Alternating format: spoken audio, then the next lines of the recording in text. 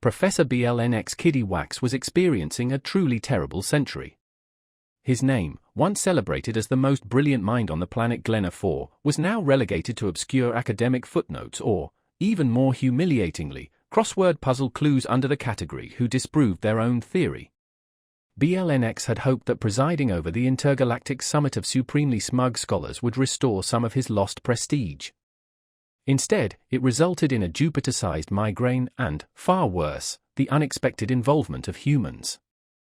"What do you mean they RSVP'd?" he demanded of his assistant, a gelatinous being named G-Born, who perpetually smelled of burnt toast. G-Born trembled nervously. "It appears to have been a clerical error, sir. The invitation was intended for the Zarian Quantum Consortium. There must have been a misinterpretation of the glyphs." BLNX groaned, sounding like a vacuum cleaner struggling with a blockage. "And they sent *who exactly?" G-Born hesitated. "A Hank Trotter from Earth, sir. It says here he's a freelance problem solver." "A freelancer *." BLNX bellowed, causing G-Born to momentarily lose its gelatinous cohesion. "This summit is for intellectual giants, not whatever Earth sends when they can't find a working toaster." Unfortunately, intergalactic protocol dictated that all invited species were entitled to participate. So, the following day, Hank arrived. He sauntered into the Great Hall of Ridiculously Advanced Thought wearing a t-shirt proclaiming "I'm not lazy, I'm efficient," and clutching a steaming mug of something that smelled suspiciously like molten despair. The assembled scholars, whose combined IQ could theoretically melt a neutron star, glanced up from their complex discussions and collectively thought, "Oh, no." Hank greeted them with a cheerful, "Sup, nerds?" BLNX briefly considered spontaneous combustion. The centerpiece of the summit was the Tormodor aka in Conquest Aval, an ancient puzzle that had resisted all attempts at solution. It was a sleek metallic cube, about the size of a toaster, covered in shifting runes that appeared to mock anyone who dared to study them for too long. Entire civilizations had crumbled under the weight of trying to solve it. BLNX, who had dedicated 400 years to writing a 27-volume treatise concluding the puzzle was unsolvable, introduced it with a dramatic flourish. "Behold," he announced theatrically, "the zenith of intellectual despair." Hank squinted at the cube. "Looks like my ex's luggage." The room erupted in gasps. Somewhere in the back, someone fainted. A sentient fern visibly wilted. "Mr. Trotter," BLNX hissed, "this is not a joking matter." Neither was she, Hank muttered, ignoring the scattered chuckles from the younger scholars. BLNX continued, "This puzzle has humbled the greatest minds in the galaxy, but, as per the rules of this summit, any delegate may attempt it. Though, I assure you, failure is inevitable." Hank wandered towards the podium, mug still in hand. "Inevitable, huh? That's just science speak for the hold my beer." BLNX sighed. "Proceed, then. Let history record your embarrassment." Hank leaned over the cube, poking it experimentally. "Is there an instruction manual, or do I just start pressing buttons?" Another wave of horrified gasps rippled through the room. One professor actually shrieked, "Stop that at once!" "Mr. Trotter?" BLNX shrieked, his tentacle-like appendages flapping wildly. "You can't just—" The room fell silent. Hank had flipped a tiny, almost imperceptible switch on the underside of the cube. The rune stopped shifting. The cube emitted a cheerful ******* and opened like a flower in bloom. Everyone stared. Hank sipped his mug and grinned.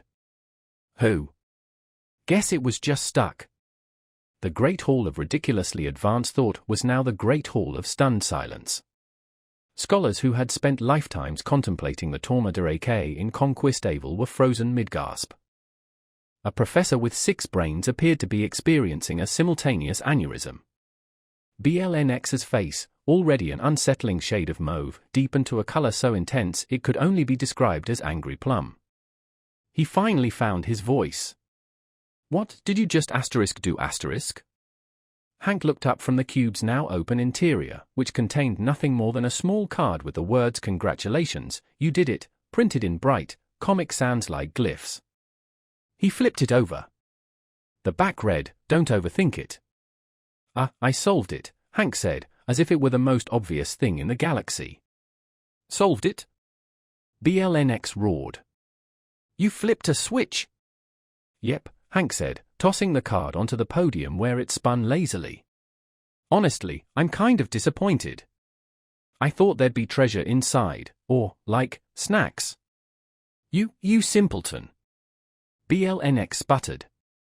"This puzzle has baffled the greatest minds of 1,000 civilizations for millennia. There are dissertations, entire philosophical movements dedicated to its impossibility." Hank shrugged. "Yeah, but did anyone check the bottom?" The stunned silence in the Great Hall was broken only by the faint humming of advanced technology and the occasional choked gasp. Scholars who had dedicated their lives to unraveling the Torma de Reque in Conquest Aval sat paralyzed, their elaborate theories shattered like cheap glass. BLNX, his complexion a truly alarming shade of purple, stared at Hank as if he were a particularly unpleasant hallucination. "How," he finally managed to croak, "is this possible?" Hank, oblivious to the existential crisis he had triggered, shrugged. "I dunno, maybe it was just a loose connection?" He rummaged in his pocket and pulled out a small multi-tool. "I could tighten it for YA, if you like." BLNX looked as though he might spontaneously combust. The room erupted into a cacophony of murmurs, whispers turning into frantic debates. A professor with 12 eyes began to sob quietly, while another, whose body resembled a crystalline structure, started pacing in agitated circles. The air crackled with disbelief and dawning horror.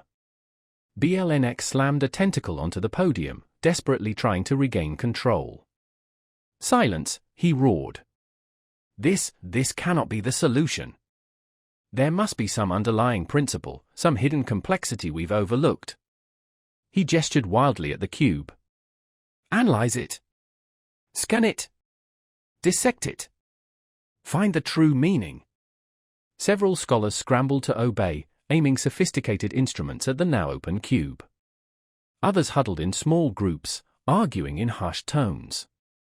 The air thickened with tension and the distinct aroma of intellectual desperation. Hank, meanwhile, yawned and stretched.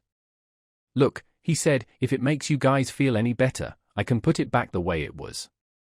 Just flip the switch, right?" He reached for the cube. BLNX shrieked, waving his tentacles frantically. "Don't touch it. You've already done enough damage." "Damage?" Hank echoed, genuinely confused. "All I did was solve a puzzle. Isn't that the point?" BLNX opened his mouth to retort, then closed it again, apparently speechless. The other scholars stared at Hank with a mixture of awe, bewilderment, and burgeoning resentment.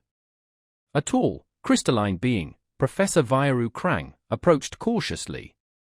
"Mr. Trotter," they chimed, their voice like wind chimes in a hurricane, "are you suggesting that the solution to a puzzle that has baffled the greatest minds for millennia was simply to manipulate a small lever?" Hank nodded. "Pretty much, yeah. Like I said, maybe it was just stuck." He patted the cube affectionately. "Good little toaster, though. Shame there weren't any snacks inside." A wave of horrified gasps rippled through the room. BLNX looked as though he might faint. The implications of Hank's simple solution were beginning to dawn on the assembled scholars, and the foundations of their academic world began to crumble. The ensuing chaos was spectacular. Professors who had dedicated their lives to the study of the cube wandered aimlessly, muttering about the futility of existence. Others frantically scribbled equations on nearby whiteboards, desperately trying to reconcile Hank's solution with their complex theories. A small group began chanting, "The switch! The switch is the key," while another group argued vehemently that the switch was a mere distraction, a red herring designed to obscure the true, deeper meaning. Hank watched the pandemonium with detached amusement, sipping his lukewarm coffee. BLNX, his face a truly impressive shade of puce, approached Hank again. "This is madness," he hissed. "Utter, unmitigated madness. You have single-handedly destroyed centuries of intellectual tradition." Hank shrugged. "Hey, don't blame me. You're the ones who made such a big deal out of a stuck switch." He gestured to the room. "Looks like you guys need a hobby." "A hobby?" BLNX shrieked. "This is not a game. This is the pinnacle of intellectual pursuit. And you," he jabbed a tentacle at Hank, "have reduced it to a childish prank." Hank grinned. "Well, someone had to, right? You guys were taking it way too seriously." He winked. "Lighten up, Professor. It's just a box." Hank, oblivious to the waves of existential dread he was causing, pulled out a small multitool from his pocket. "I can tighten it for you, if you want," he offered helpfully. BLNX stared at him, his face a shade of purple that would make a ripe plum jealous, and opened and closed his mouth several times, seemingly unable to form words. He looked like he might actually explode. A low murmur spread through the hall, growing into a cacophony of whispers and heated arguments. Professors with multiple eyes blinked rapidly, while another, whose body resembled a complex crystal formation, began to pace in agitated circles. The air crackled with disbelief, the scent of intellectual fear almost palpable. BLNX slammed a tentacle-like appendage onto the podium, desperate to regain control. "Silence," he roared. This cannot be the answer. There has to be some fundamental principle, some hidden meaning we have missed." He gestured wildly at the now open cube. "Examine it. Analyze it. Take it apart. Find the real solution." Several scholars scrambled to obey, aiming complex scientific instruments at the cube. Others huddled together in small groups, debating furiously in hushed tones. The atmosphere in the room grew thick with tension and the distinct smell of intellectual desperation. Hank, meanwhile, yawned widely and stretched.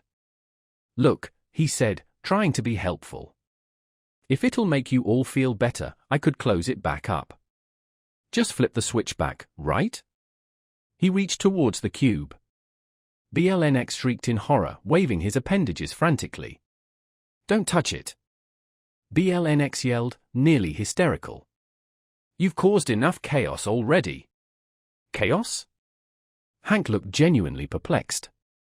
"I just solved the puzzle. Isn't that, like, the goal here?"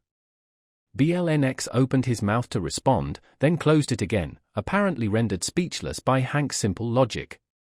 The other scholars watched Hank with a mix of awe, confusion, and growing resentment. A tall, crystalline being, Professor Vairu Krang, approached him cautiously. "Mr. Trotter," Krang chimed, their voice resonating like wind chimes in a gale. "Are you suggesting that the solution to this puzzle, a conundrum that has perplexed the greatest intellects for countless generations, was simply to activate a small switch?" Hank nodded, matter-of-factly. "Yeah, pretty much. Like I said, it was probably just stuck." He gave the cube a friendly pat. "Nice little box, though. Too bad it didn't have any snacks inside." Another wave of horrified gasps rippled through the hall. BLNX looked as though he might actually pass out. The true meaning of Hank's simple act was beginning to sink in, and the academic world of the gathered scholars teetered on the brink of collapse. The stunned silence in the great hall was punctuated only by the quiet hum of advanced machinery and the occasional stifled gasp. Scholars, whose entire lives had been devoted to understanding the Tourma de Requiem in Conquest Evil, remained frozen in place, their intricate theories shattered like delicate crystal. BLNX, his complexion now a truly alarming shade of violet, stared at Hank as if he were a particularly disturbing apparition. "How," he finally choked out, his voice barely a whisper, "could this be?" Hank, entirely unaware of the existential crisis he had sparked, simply shrugged. "Beats me. Loose wire, maybe?" He reached into his pocket and pulled out a small multitool. "I can tighten it up for you, if you want." BLNX looked as if he might spontaneously combust right there on the podium. A low murmur rippled through the hall, escalating into a din of whispered conversations and increasingly heated debates. A professor with 12 eyes blinked rapidly, while another, whose body resembled a complex crystalline structure, began to pace in agitated circles. The very air seemed to crackle with disbelief and the pungent aroma of intellectual panic. BLNX slammed a tentacle onto the podium, desperately attempting to reassert control. "Quiet," he roared, his voice echoing through the chamber. This can't possibly be the answer. There has to be some underlying principle, some hidden layer of complexity we've missed." He gestured wildly at the open cube. "Analyze it. Scan it. Dissect it. Uncover the true meaning." Several scholars scrambled to obey, aiming their sophisticated instruments at the now-open box. Others huddled together in small groups, arguing in low voices, the tension in the room palpable. Hank, meanwhile, yawned and stretched languidly. "Listen," he said, trying to be helpful, "if it'll make you folks feel any better, I can put it back how it was. Just gotta flip the switch, right?" He reached for the cube. BLNX shrieked, his tentacles waving frantically as if warding off an evil spirit. "Don't you dare touch it. You've done quite enough damage already."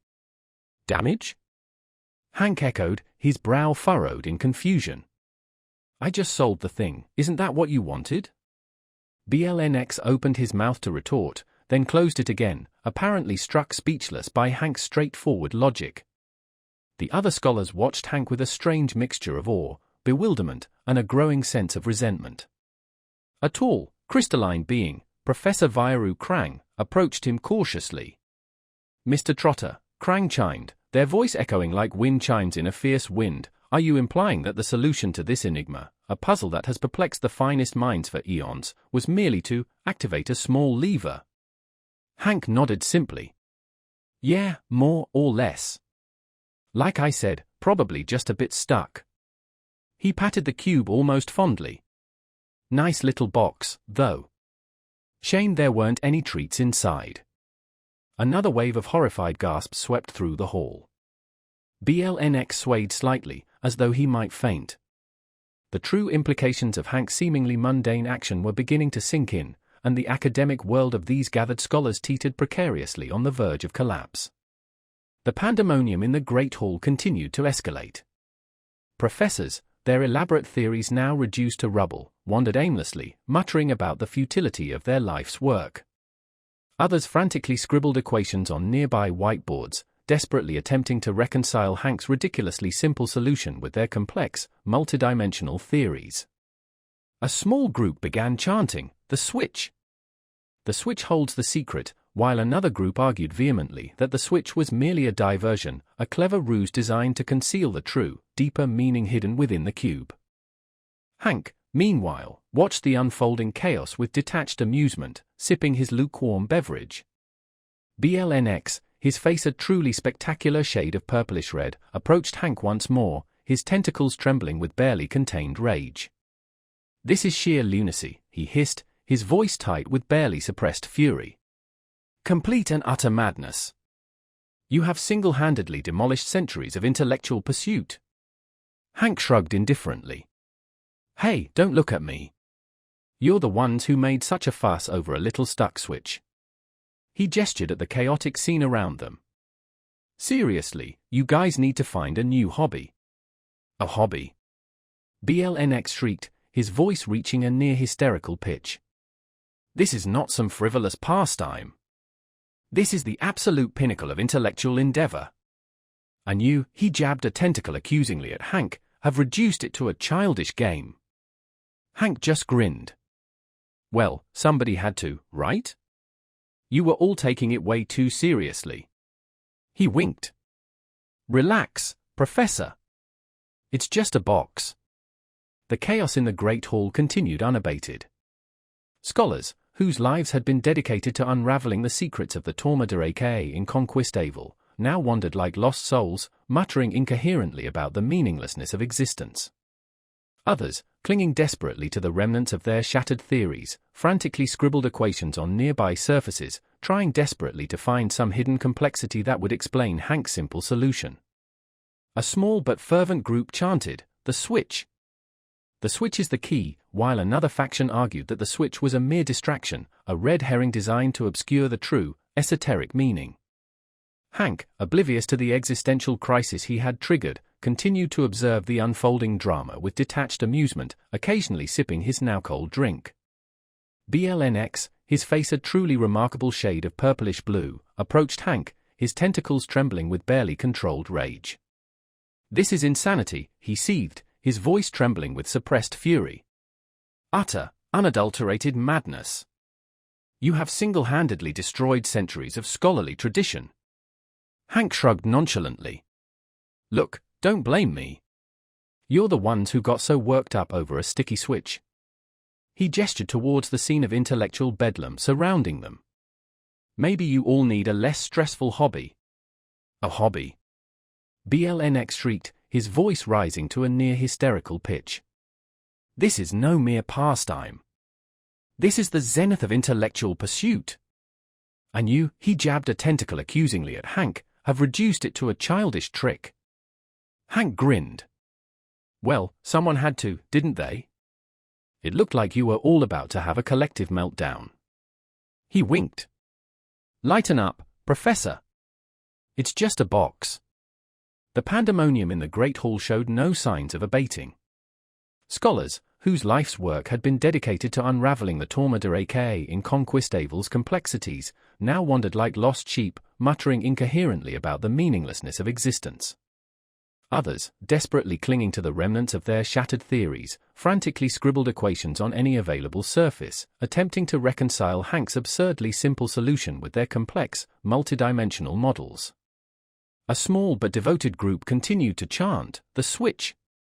The switch is the answer," while a rival faction argued vehemently that the switch was nothing more than a clever deception, a red herring designed to conceal the true, esoteric meaning hidden within the cube. Hank, seemingly oblivious to the existential crisis he had triggered, observed the unfolding chaos with a detached amusement, occasionally sipping his now-cold beverage. BLNX, his face a truly remarkable shade of purplish blue, approached Hank, his tentacles trembling with barely suppressed rage. "This is pure bedlam," he seethed, his voice tight with barely contained fury. "Unmitigated, unadulterated chaos. You have single-handedly decimated centuries of scholarly work." Hank shrugged nonchalantly. "Hey, don't look at me. You're the ones who got your tentacles in a twist over a sticky switch." He gestured at the scene of intellectual mayhem around them. "Seriously, maybe try knitting or something. Less stressful." "Knitting?" BLNX shrieked, his voice rising to a near-hysterical pitch. "This is not some trivial hobby. This is the apex of intellectual achievement. And you," he jabbed a tentacle accusingly at Hank, "have reduced it to a childish parlor trick." Hank simply grinned. "Well, someone needed to, right? You all looked like you were about to spontaneously combust." He winked. "Relax, Professor. It's just a box." Hank, now thoroughly bored with the whole affair, pulled out a small multitool from his pocket and began idly cleaning his fingernails. The chaos in the Great Hall continued unabated. The scholars, their once revered theories now in ruins, wandered aimlessly, their murmurs blending into a cacophony of despair. Some frantically scribbled equations on nearby surfaces, desperate to find some hidden complexity that would explain Hank's ridiculously easy solution.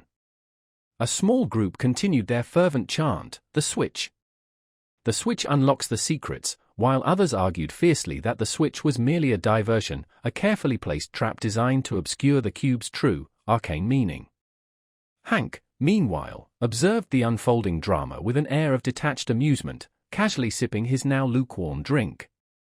He yawned, then stretched languidly. BLNX, his face now a truly impressive shade of indigo, approached Hank once more, his tentacles trembling with barely controlled fury. "This is madness," he hissed, his voice quivering with suppressed rage. "Complete and utter lunacy. You have single-handedly demolished generations of scholarly pursuit." Hank shrugged indifferently. "Don't blame me. You're the ones who got so bent out of shape over a little switch."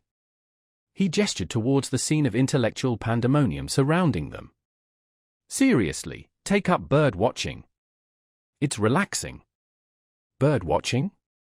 BLNX shrieked, his voice cracking with the strain. "This is no mere leisure activity. This is the pinnacle of intellectual endeavor. And you," he jabbed a tentacle accusingly at Hank, "have turned it into a child's plaything." Hank just grinned. "Someone needed to, right? you were all on the verge of a nervous breakdown. He winked. Lighten up, Professor. It's just a box. With a switch. Hank, now thoroughly bored with the proceedings, pulled out a small multitool and began idly cleaning his fingernails. The scholars, their elaborate theories reduced to ashes, wandered aimlessly, their murmurs a symphony of despair. Some continued to frantically scribble equations on any available surface, desperately searching for a hidden complexity that would explain Hank's ridiculously simple solution. The chanting of the switch. The switch is the key, persisted from one small group, while another faction continued to insist that the switch was a mere deception, a red herring concealing the true, esoteric meaning within the cube. Hank, seemingly oblivious to the existential crisis he'd caused, watched the unfolding mayhem with detached amusement, occasionally taking a sip of his lukewarm beverage. He stifled a yawn and stretched languidly. BLNX, his face now a truly striking shade of deep violet, approached Hank, his tentacles trembling with barely contained rage. "This is utter chaos," he hissed, his voice laced with barely suppressed fury. "Complete and utter bedlam. You have single-handedly destroyed generations of scholarly work." Hank shrugged nonchalantly. "Hey, don't look at me. You're the ones who got your appendages in a knot over a sticky switch." He gestured to the scene of intellectual mayhem swirling around them. "Honestly, try stamp collecting. It's supposed to be quite calming." "Stamp collecting?" BLNX screeched, his voice on the verge of breaking. "This is no mere hobby. This is the absolute zenith of intellectual pursuit. And you," he poked a tentacle accusingly at Hank, "have reduced it to a child's toy." Hank simply grinned. "Well, somebody had to, right? You all looked like you were 2 seconds away from a full-blown meltdown." He winked. "Relax, Professor. It's just a box. With a very simple switch." Hank, now thoroughly tired of the whole affair, pulled out a small travel pillow and began inflating it. The pandemonium in the hall raged on. The scholars, their once revered theories now in tatters, wandered like lost souls, muttering incoherently about the meaninglessness of their life's work.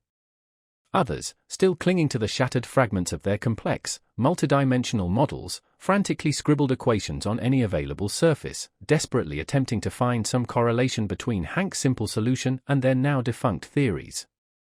The fervent chant, "The switch! The switch unlocks the secrets," continued from the devoted few, while their rivals argued vehemently that the switch was merely a cleverly disguised trap designed to obscure the cube's true, arcane meaning. Hank, completely unfazed by the existential crisis he had sparked, continued to observe the unfolding drama with an air of detached amusement, casually sipping his lukewarm drink and settling in for a nap. BLNX, his complexion now a truly remarkable shade of almost black purple, approached Hank for what seemed like the 100th time, his tentacles trembling with uncontainable rage. "This is sheer madness," he practically shrieked, his voice choked with suppressed fury. "Absolute, unadulterated insanity. You have single-handedly obliterated centuries of scholarly pursuit." Hank shrugged indifferently. "Look, don't get your tentacles in a twist. You're the ones who got so worked up over a tiny little switch." He gestured towards the scene of intellectual pandemonium around them. "Seriously, try origami. It's supposed to be therapeutic." "Origami?"